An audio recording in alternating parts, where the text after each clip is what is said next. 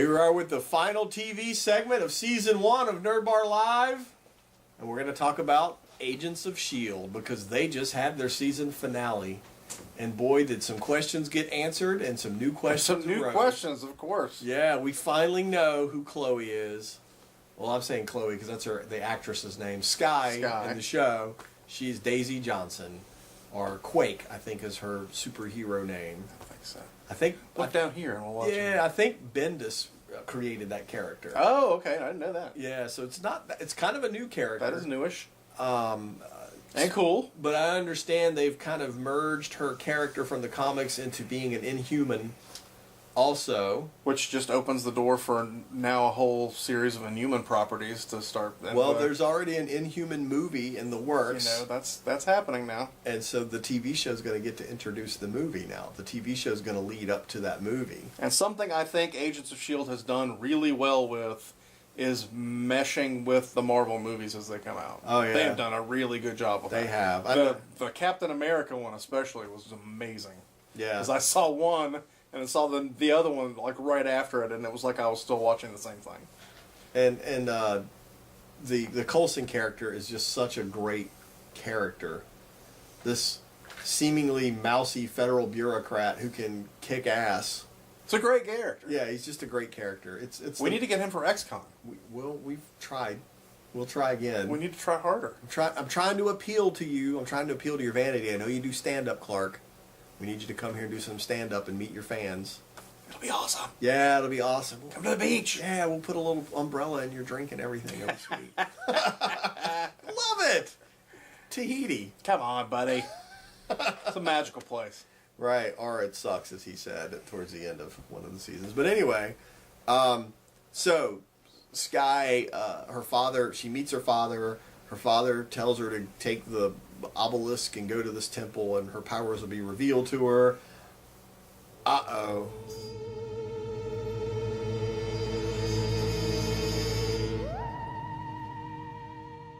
Of course, somebody had to die because it's a TV show, and you want to associate that birth with a death, so that it's, oh look, I just found out about all this, but it's also a painful memory. How very Japanese of them. Because somebody died in the process. So horrible. And the dad, I love the way her dad leaves. You know, we find out he's basically Mr. Hyde from the comic books, and he's about to kill Coulson, and Sky stops him. No, leave him alone, because, you know, she has an affection for him. Not that kind, but like a father figure. I was going to say, he is kind of the father figure that she's been missing. So the dad backs off, and he's like, okay, fine. And he's leaving, but as he's leaving, he's like, you'll come looking for me when they realize how powerful you are, and they all become afraid of you. Spooky. Yeah.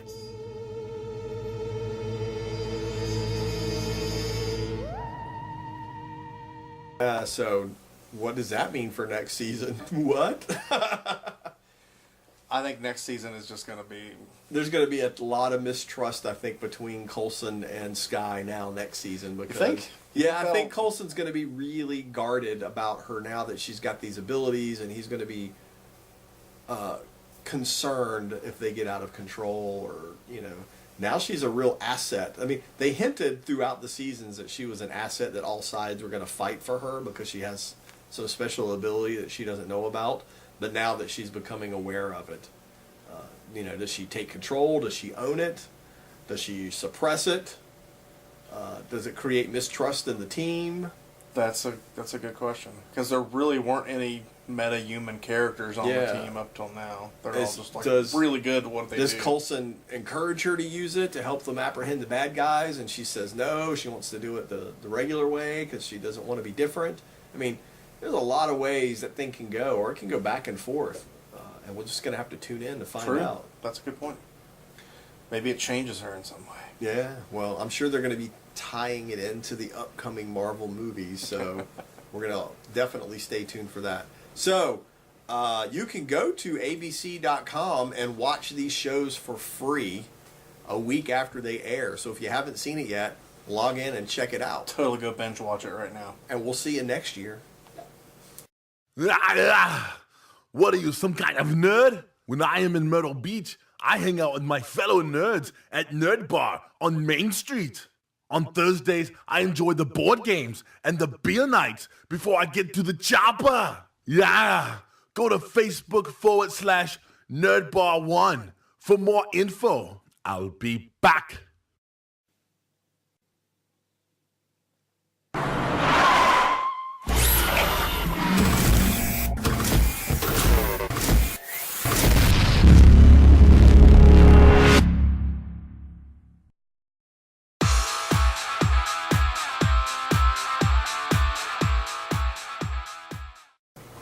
Here we are with the last event segment of the year, and it's the holiday season. You guys are going to Christmas parties all over the place. Make your own events. Yeah, so we're not going to create another event to compete with all the events you're going to, although we did just have an awesome Christmas party down at Nerd Bar. But you missed it, or maybe you didn't. Maybe you didn't. We don't know, but we had Might fun. be here right now. Yeah, for all we know. However, we are going to take this time to remind you of our new subscriber program for comics, because it is very aggressive, never seen before in the comics industry. You could potentially get your comics for half off. Half off. 50% off. Yes. Here's how it goes. You come in, you fill out a little form, you subscribe to just 5 comic books, you're going to get your 6th one free. Buy 5, get 1 free. But wait, there's more. Because you're going to get a discount on those anyway. 10% off. But you start ramping up those comic books, and by the time you get to, 20 comic books? 25? There's a plateau at 20 and a plateau at 40. 40. Oh, 40 is the big plateau. That's where the big want plateau. That's where you want to be. At 40, how many are you getting free? 10 free comics. 10 free comics. And they're what percent off? 20% off. 20% off. So you're going to get 40 comic books, 20% off, but you're going to get 10 more free comic books. And free bags and boards. And free comic boxes. And tickets to XCon. Tickets to XCon. VIP tickets to XCon. VIP tickets to XCon. So that makes it more than 50% off. But just the 10 free comics against 40 comics gives you 20%. But we're giving you another 20% on top of that. So that's already 40%. And then we're giving you bags and boards and comic boxes, and that's how you get to 50%. 50% off. But then we throw in the tickets to XCon. You'd be crazy not to buy your comic books down at XCon Comics. They're practically free at that They time. are practically free. Just come down. Now, parents, great Christmas gift for your teens. They already like the comics anyway. They're already watching the TV shows. They already can't wait for the next movie to come out. They're already playing the video games. Come down here and get them to read something. It's reading. I know it's a comic book, but it's still probably more than they've read all week. That's a good point. Yeah, at least. Except for the little instructions that pop up on the bottom of the video. Except for that. So, it's a great, great comic book subscription program. Everyone should get in on it. If you know anybody, you can come on down and get them a gift certificate to get them started on it. That'd be a great Christmas surprise. That would be a great Christmas surprise. VIP tickets to XCon, another great Christmas gift. That would be a fantastic Christmas surprise. We are going to be mailing those out in time for Christmas. So XCon's going to be crazy next year. Jump online and get those tickets now if you want to give those as a Christmas gift. And while we got about a minute left, let's spread some XCon rumors. XConians unite. XCon rumors. XCon is going to be awesome. All right, that's generic. Let's get into some specific rumors that may or may not be true.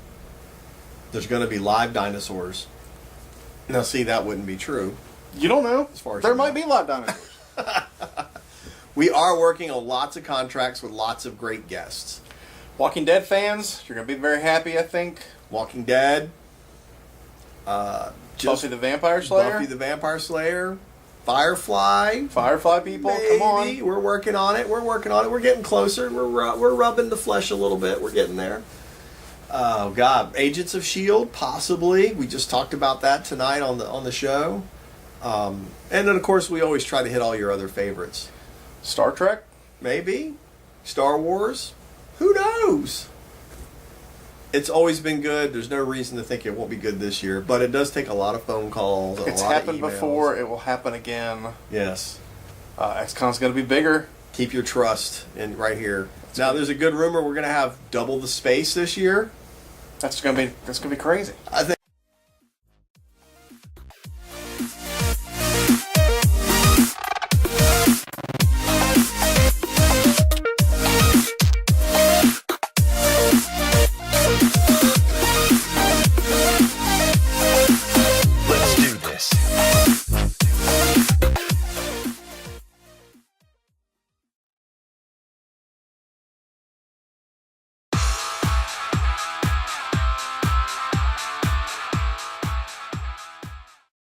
Well, we've been talking about last for the year, last for the season. Why not a last gaming segment?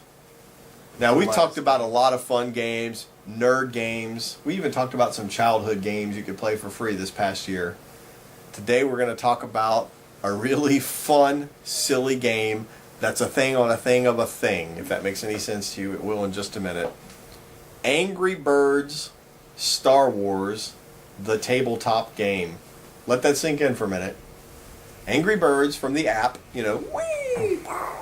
Then they made a Star Wars version, which I played on tablet. Then they decided, let's make this a tabletop version. But wait, let's label Jenga on it on top of that. And here you have it, ladies and gentlemen. I didn't make it up. It's right there. Angry Birds Star Wars. When you thought it was safe. Jenga Death Star game. Look how much fun those kids are having. That's so convoluted. Look at that.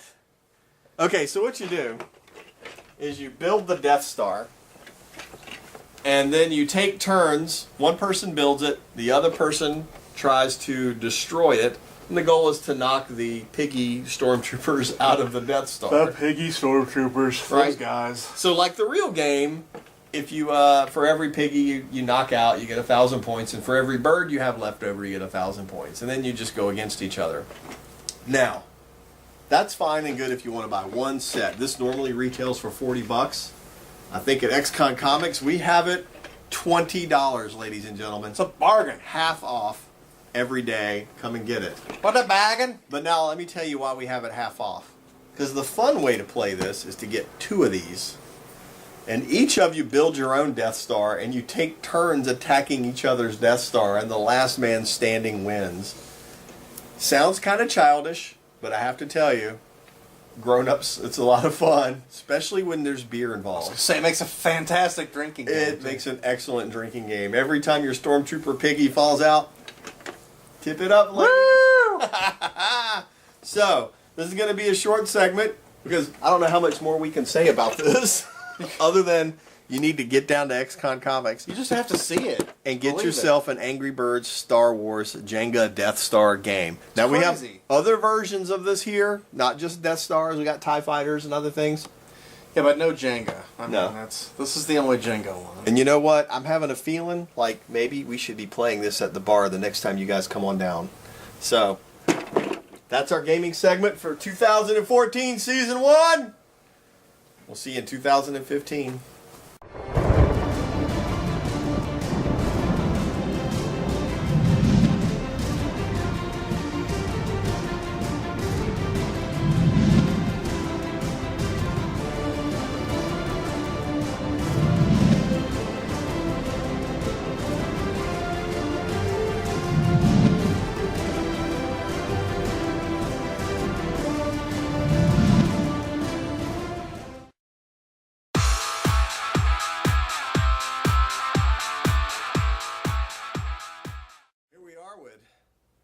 End of the season show. The last show of the season. The movie segment, and it's Christmas time, as you can see. And Master Yoda is not here by chance. We're not going to talk about a movie that you can go see right now. We're going to talk about a movie that we're all dying to see in a year from now. The 88-second teaser by J.J. Abrams is on the internet, and the entire internet went crazy.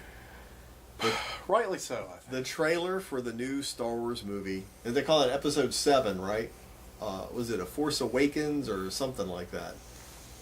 I think The Force is awakened, all right. Yeah. So that was. We all got 88 seconds of Star Wars, and I have to admit, Steve, the first 60 seconds, I was like, okay, it's a movie, I guess. They're showing some stuff because it didn't really connect. You don't know any of the story. You're just seeing little bits. But then, the J.J. Abrams lens flare shiny effect, and the Millennium Falcon shoots off across the desert, and all of a sudden I jumped up at my desk and was like, yes! Yes! And I have no idea who's flying the Millennium Falcon or where it's going, what it's going to do. It was just nice to see it all shiny and sparkly and ready to go. My hair stood up on my arms. Oh, man. We got to see... the theme song. Yeah. We got to see what's presumably a Sith somewhere in the woods with the new lightsaber. A cruciform lightsaber. I am all in on that thing.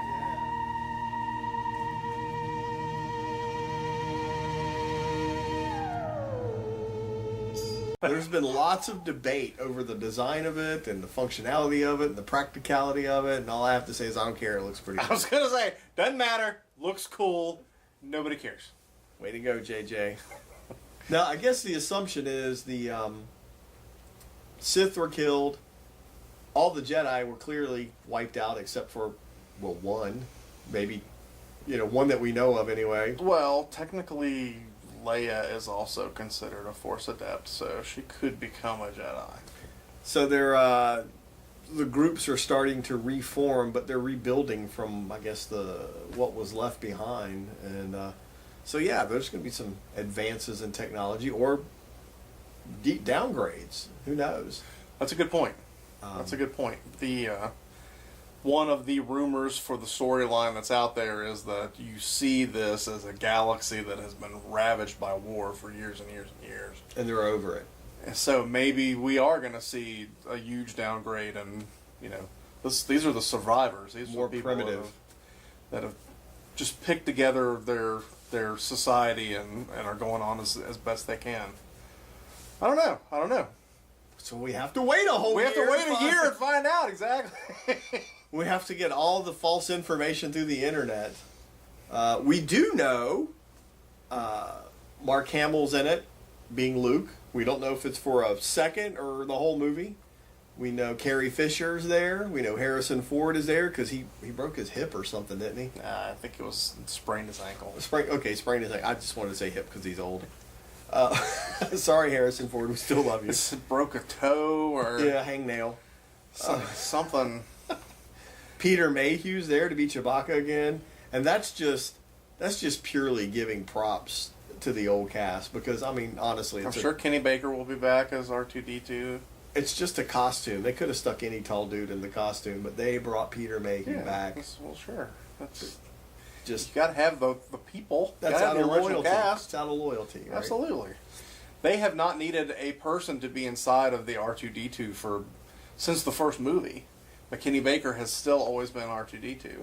And then, of course, in Return of the Jedi, he was also an Ewok. So he got to play a lot of characters.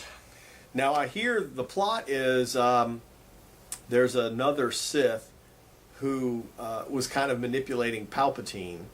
And now his plot is unfurling just as a new group of Jedi are being trained by Luke. And then the epic battle, begins again. The circle begins again. Well, in the canon and in the other stories, the information that is based on the games and the novels and all those things, there are Force adept or Jedi all over the place. Some of them had been real Jedi and are in hiding, but for the majority, they're people that don't realize. They just know that they can do something really well if the time is right, or they have a unique ability of some kind. They're not really sure of what causes it. So I'm sure he could go out and find all those people and bring them in. Or just some of them. Or, sure. But I don't think it'll be the same. I think everyone's over a Jedi Council kind of writing as peacemakers. And, Luke never knew that aspect. Yeah, he came after that. He only knew himself, Obi-Wan, Yoda, and Darth Vader. And his dad. Exactly. His dad who killed all the Jedi. So bad. Talk about some family guilt to deal with. A little bit. So, it's the Star Wars Episode 7 trailer. You can't miss it. It's all over the internet. Just Google it. Watch it like once a day, at least until next year. And we'll see you next time.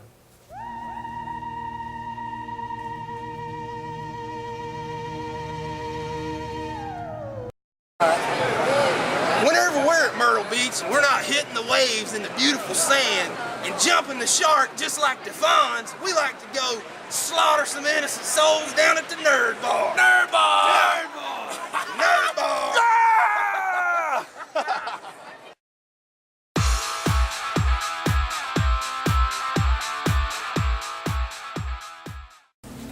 So, Princess, I see you come for some your first session today. What should I refer to you as? Your Highness, Princess? You can just call me Ella. Ella. Okay, Ella, great.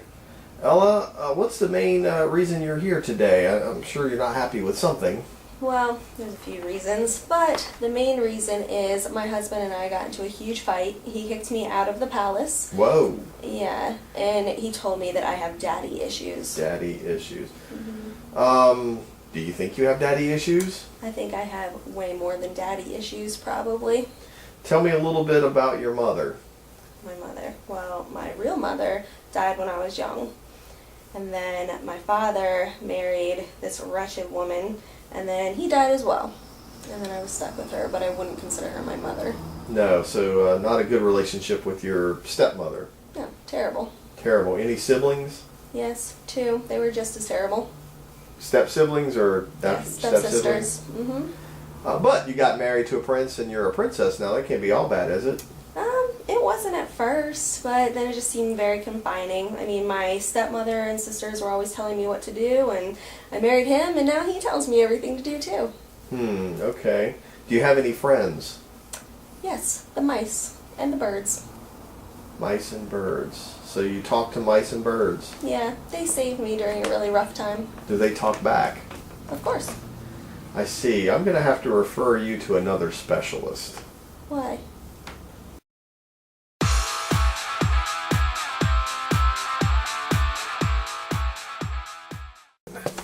Here we are in the final comics corner of season 1, 2014 Nerd Bar Live. Comics Corner of the Year. So, Steve, what do we have for the final comics of season 1? Well, first, we got Shaft! Ah! No, that's Flash. Flash has the I'm just talking about Shaft. Shaft is, well, I can't say that word. Yeah, You know what I'm talking about. everybody knows. That's a great song. So, they made it into a comic. They made it into a comic. Is this the first time it's been a comic? As far as I know, this is the first time Shaft has appeared as a comic book. Now, I know our boy Sanford Green did one of the covers for the first issue. Cover F, if you have it, you need to keep it. There's a bunch of covers for this comic, too, so make sure you grab one of each because some of them are amazing. Now, is this in the true style of Shaft, the blaxploitation storyline? You know, I was surprised it's a little more scholarly than I was expecting. Oh, really? You get a lot of backstory, you get to see the mean streets and where everybody comes from. Not like 90 minutes of action and some... Oh, there's still silliness. some action. There's still some action. Yeah. Blood is shed. Oh, yeah. You got to lower your voice when you're reading Shaft. It's a surprisingly good book. I think you should check it out. Well, I can't wait. And you guys should pick this up. This is going to be one of those special books to have, especially a first issue. Right? Especially if you get Sanford Green's cover, because you can see him at XCon and get him to sign that. So what's next? What's next? Well, Escape from New York also has a comic book now. Oh, brother. Is this Snake Plissken? Snake Plissken. Now, is this is a number 1 too, huh? This is also a number 1. Wow. Also, many multiple covers. Check it out. Not just a gimmicky comic. It's actually a pretty good story. Yeah, so they're Kind of picks up, I think, in between the movies. dealing with all the trouble. Oh, no, he's not in New York. He's already escaped. I see. He escaped from So New it York. should be called Escaped from New York. Need to put a little D right there. Everyone's a critic, I know. Well, I know there's a lot of Snake Plissken fans out there, so this will probably be a hot-selling book. And like I said, surprisingly good. The interior art is good. The story holds up. It looks pretty violent. Well, you know. All right. Let's keep moving on down the line. Next, we have a bit This of one a controversial comic. This one I'm excited about. You want to announce the title? Bitch Planet. Bitch Planet. This yeah. This has been a long time coming. A lot of people have been very excited about this book. It's getting a lot of critical acclaim, a lot of rave reviews. It's about basically a planet-sized penal colony for women. For women who are non-compliant. Non-compliant. This was written by a feminist, and this has become kind of a hallmark first feminist comic book. I mean, there's been other comics with feminist themes, but not a This one's title very in your face. dedicated directly to it. But at the same time, I think that was the purpose, was to get your attention. hey, there are some issues, why don't you read about it? And in the back of this first issue is a little bit of the story of the development of the comic and of the feminist theory behind it. So this book is hot already. I'm surprised we still have some. You need to go find this. We don't have very many. I ordered extra, and we still don't have very many. This is going to be one of those that goes up in value quickly. The book's a big deal on a lot of different levels, so I think it's worth Yes, it's picking up a copy of this. It'll probably become required reading in colleges at some point for some programs. If it ever becomes something to do with television, it's going to be a big deal. This is a big deal, guys. We say that every time. We always say a big deal. This really is a big deal. You need to find this book and you need to save it. It's going to be a big deal. It's one of those comics I think people will be talking about for a long time. All right. Last, I see you got our boy Jonathan Hickman back Yes. up on the wall. Our buddy Jonathan Hickman has done an interesting little one-shot East of West. It's got a short story in the front, and the rest of the book gives you an overview of all of the surrounds and the basically the world of East and West. So you get kind of the backstory of where all these main characters come from and what's going on. Which is kind of cool. I like stuff like this. It gives the title a little bit more richness. You get a background and a... This is very early Hickman style comic book creating right here. And I know what you're doing, Jonathan. I know you set this up perfectly to become a role-playing game or a video game or A something. tabletop game. Yeah. That would be perfect for that. Video game, something. I see you. I know what you're doing. It's just the kind of cool background information that you want from a comic, though. I mean, if you're really immersed into the whole world that he's created from East of West, this gives you a lot of backstory, a lot of information. It's a great story. If you're reading the story, you're going to have to get this. If you want to start reading the story, this would be a good place to kind of get caught up a little bit on what's going on in the story. It's got maps. And plus, Everybody loves maps. Jonathan Come on. Hickman, he's a South Carolina boy, so we gave some props to Sanford Green. Now we're going to give some to Jonathan Hickman. Absolutely. It's right up the road. Both Right of up them. the Right up the road. road. And that'll do it for season 1 Comic Corner wrap up, and we'll see you next year.